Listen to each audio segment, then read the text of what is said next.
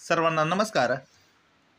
युडाइस प्लसचं student मॉड्यूलमध्ये जर आपल्या विद्यार्थ्यांचं प्रमोशन केलं गेलेलं असेल, प्रमोशन झालं असेल आणि त्यानंतर एखादा विद्यार्थी आपला शाळा सोडून गेला असेल, तर त्याची दुरुस्ती कशा प्रकारे करायची, त्याचं करेक्शन कसं करायचं ते आज आपण या व्हिडिओच्या मार्फत पाहणार आहोत।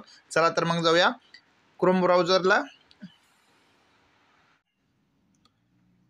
सर्च बारमध्ये युडाइस प्लस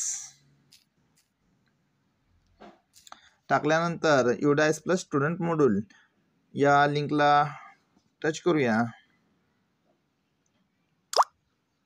टच केल्यानंतर या ठिकाणी आपले राज्य निवडायला येतं। राज्य निवडल्यानंतर गो वर टच करूया।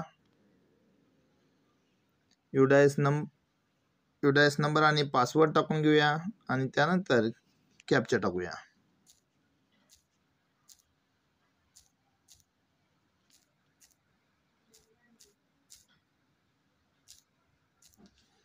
लॉग इन करून घेऊया। ओपन झाल्यानंतर या ठिकाणी 2025-26 अकॅडमिक इयर यावर टच करूया।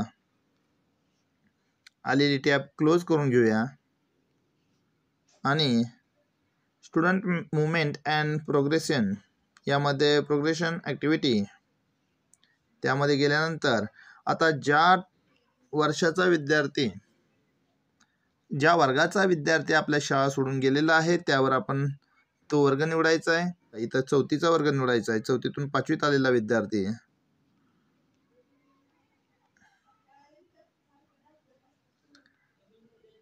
हा विद्यार्थी माझी शाळा सोडून गेला आहे। आता त्यामध्ये इथं दिसत आहे बघा, परंतु आता तो विद्यार्थी दुसऱ्या शाळेत गेलेला आहे।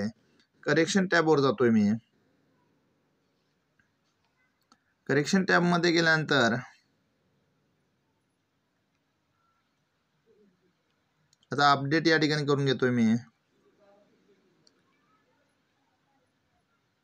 या ठिकाणी स्टडिंग इन सेम स्कूलच्या ऐवजी लेफ्ट स्कूल विदाउट TC यावर टच करणार आहे। Section to be promoted. आता या ठिकाणी सेक्शनमध्ये काही येणार नाही कारण आपल्याकडं तो विद्यार्थी नाही, त्यामुळं 5वीच्या वर्गातून 5वीच्या वर्गातच तो जाणार आहे। म्हणून आपण या ठिकाणी अपडेट करून घेऊया। अपडेट केला।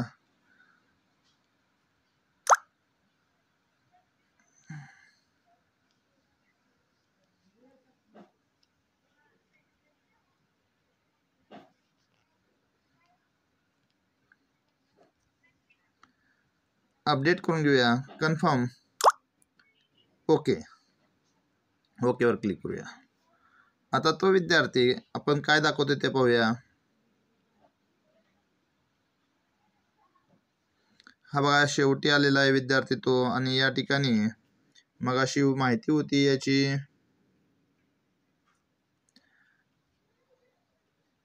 सेम स्कूलमध्ये left school with TC without TC section या ठिकाणचं गेलेलं आहे।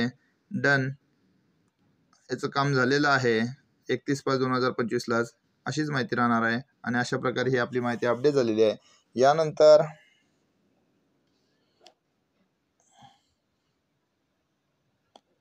प्रोग्रेशन ॲक्टिव्हिटीमध्ये येऊया।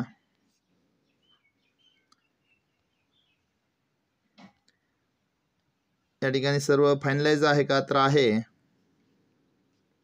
पुन्हा एकदा प्रोग्रेशन ॲक्टिव्हिटीमध्ये जाऊया आणि फायनलाइज प्रोग्रेशनमध्ये सुद्धा पाहूया।